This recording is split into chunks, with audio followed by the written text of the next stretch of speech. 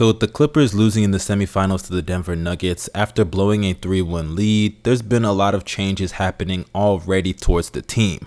Doc Rivers has already informed that he will not be coming back, as Steve Ballmer was furious after losing 3-1 to the Denver Nuggets in the second round to the point that he wanted to trade everybody, including getting rid of Doc Rivers as the head coach. And currently Doc Rivers is with the Philadelphia 76ers. I mean, just like that, this guy has already moved on to the next brighter and better thing for him, and hopefully all goes well in Philly and he doesn't get fired the same way it happened for him in LA. But getting back to the Clippers, there's one player that I would like to talk about in this video, and that's Paul George, because Paul George is in a very interesting scenario after having probably the worst game, or at least some of the worst games of his life, against the Dallas Mavericks in the first round. In the second round, he played relatively decent, but in the second halves of the last 3 games, he played terrible. I mean, he shot 4 of 16 in game 7. I kind of figured that because knowing Paul George's history, whether it's a game 7 or any closeout game, Paul George is terrible in those type of situations. So I wasn't really surprised that he was as bad as he was in game 7. Now, granted, it doesn't justify it because the playoffs is supposed to be where you bring your best A game, and Paul George obviously hasn't even brought his B game to the playoffs throughout his entire postseason career, it feels like. But in regards to the future, it's a very interesting thing because on one hand, you have the Oklahoma City Thunder, who when they traded Paul George, we all kind of just looked at it like, man, it really sucks that the Thunder have to trade PG and rebuild. But now, a whole calendar year later, a little bit even longer because of the restart and everything, Paul George is looked at damn near like a detrimental piece to a team. Because honestly, be real, if you're a contending team, let's say Paul George puts you over the top. Do you trust Paul George in the playoffs? So does that mean you're not going to trade for him?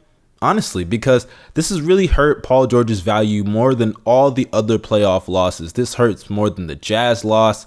This hurts more than his loss against the Cavaliers back in the day when he was with the Pacers. This hurts more than his loss against the Blazers last year when Dame hit the shot on him and he went to go and be complaining about it being a bad shot. This is worse than all of it because, for one, this was probably the easiest road to a championship that he's ever had and might ever have in his entire career. There's no Golden State Warriors. He has a good team that has hella depth from Kawhi Leonard all the way down to like JaMychal Green. They got depth at every position other than like the center position, obviously. They have 2 18-point-per-game scorers off the bench in Lou Williams and Montrezl Harrell, and despite them playing like trash, it still doesn't justify Paul George playing bad in the playoffs. And he's not even the best player on the team. He doesn't have the responsibility to carry the offensive load the same way that he did in Indiana, which still happened in OKC because even when he was with Carmelo Anthony, Russell Westbrook, he still was playing bad in the playoffs. So I guess even when he has options around him,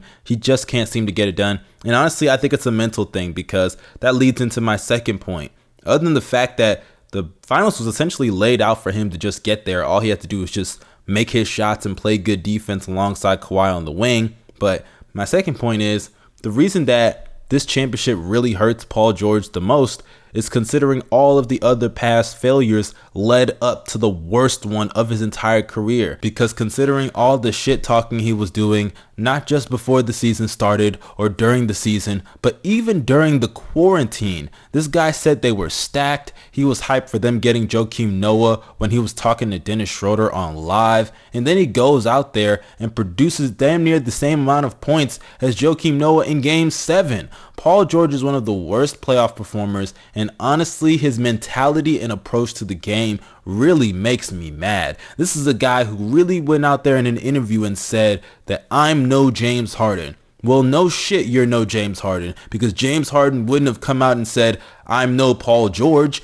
You're supposed to believe you're the best player in the NBA if you're a capable player in the NBA. And I'm not talking about if you're like Marcus Smart or something. I'm talking about if you're a legitimate elite tier talent in the league, you should have that kind of mindset. I mean, Anthony Davis said a couple of years ago, even before he joined the Lakers, that he is the best player in the world. And sure, people complained about it and said, hey, he isn't the best player in the world. He needs to calm down. And to that, my response is, yeah, sure, he may not actually be the best player in the world in reality. It may just all be in his head. But would you rather him believe that LeBron's the best player in the world, or would you rather him believe that he, who was the first pick in his draft class, multiple time All-Star and All-NBA performer, has finished top 5 in MVP voting on multiple occasions? You expect a guy with that kind of resume, even despite the lack of a championship or even playoff success in general, you still expect him to believe that anybody else other than him is the best player on the planet Earth? Yeah, he should feel that way, and I'm disappointed in Paul George because that quote essentially confirmed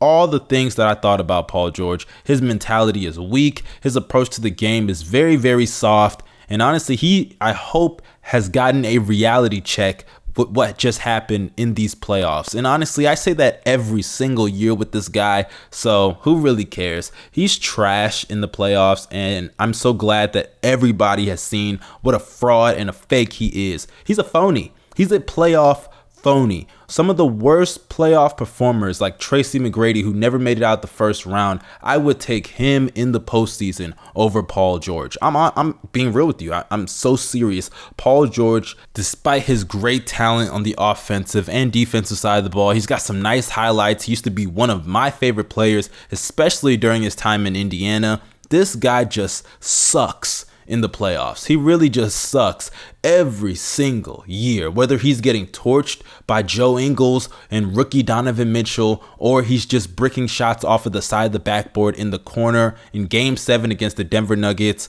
with a shot for the Clippers to go to their first conference finals in NBA history. He just stinks in the postseason, and that's why I'll never consider him a top 50 player of all time. I'll never consider him a top 10 player in this league until he gets that shit under wraps. But that concludes this video, you guys. This is your boy David from NBA Knowledge. Y'all stay safe. Make sure you drop a like and comment your opinions down below. Subscribe if you enjoyed this channel and this content. Also hit that bell for post notifications. I'm out. Peace.